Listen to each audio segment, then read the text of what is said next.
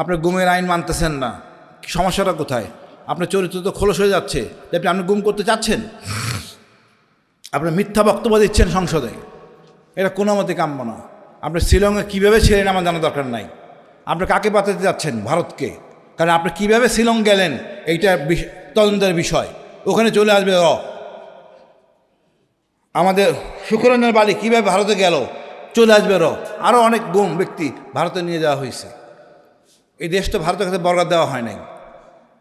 সুতরাং হাসিনা দিয়েছিলেন, হাসিনা শিক্ষা পাইছেন। আপনি শহীদ জিয়ার সন্তান, শহীদ জিয়ার দল, এটাকে অপমানিত করবেন না। এত বিরক্তকর বিষয় আজকে বেশ অনেকদিন যাবৎ এই জুলাই সনদ এবং এই গণভোট। মানুষের লজ্জা থাকা দরকার, ন্যূনতম লজ্জা। সেই লজ্জাটা বিএনপির মধ্যে নাই। আপনি কার সাথে এই কথাগুলি বলতেছেন? আপনি তো আমাদের মতো মজলুম ছিলেন, এখন এই পাল্টি মারলেন কেন? মোনাফেকের তো একটা নিয়ম কারণ আছে। আমি তো কোনো ফরম্যাটে পড়তেছেন না। আসলে হয়েছে কি ভাই, আপনি এই জুলাই বিপ্লবের যে একটা গুরুত্ব, একটা শক্তি, এটা যে ঘূর্ণিঝড়, এটা অনুধাবন করেন নাই।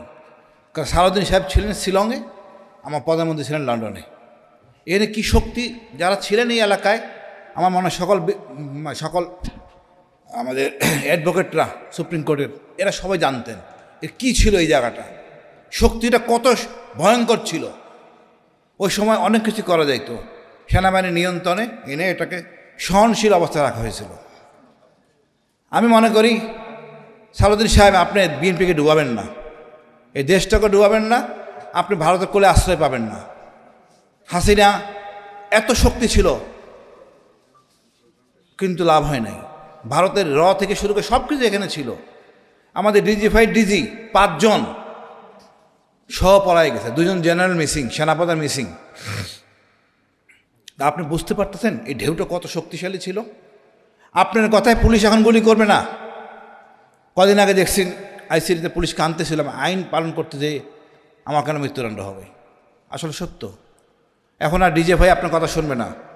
আপনি গুমের আইন মানতেছেন না, সমস্যাটা কোথায়? আপনার চরিত্র তো খোলস হয়ে যাচ্ছে যে আপনি গুম করতে চাচ্ছেন। আপনি মিথ্যা বক্তব্য দিচ্ছেন সংসদে, এটা কোনো মতে কাম্য না। আপনি শিলংয়ে কীভাবে ছিলেন আমার জানা দরকার নাই। আপনি কাকে পাঠাতে যাচ্ছেন? ভারতকে। কারণ আপনি কীভাবে শিলং গেলেন এইটা তদন্তের বিষয়। ওখানে চলে আসবে আমাদের সুখরঞ্জন বালি কীভাবে ভারতে গেল, চলে আসবে আরও অনেক গুম ব্যক্তি ভারতে নিয়ে যাওয়া হয়েছে। এই দেশটা ভারতের কাছে বরগাদ দেওয়া হয় নাই। সুতরাং হাসিনা দিয়েছিলেন, হাসিনা শিক্ষা পাইছেন। আপনি শহীদ জিয়ার সন্তান, শহীদ জিয়ার দল, এটাকে অপমানিত করবেন না।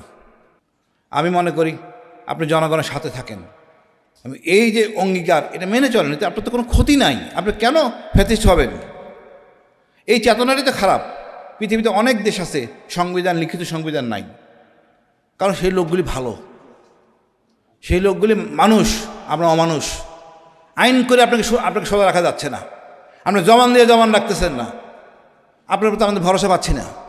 একবার যদি ছাত্র জনতা আবার খেপে যায়, আপনারা কই যাবেন আমি জানি না। বাঙ্কাল বানানোর সময়, বানাইতে অনেক সময় লাগবে, এই সময় আপনাকে দিবে না।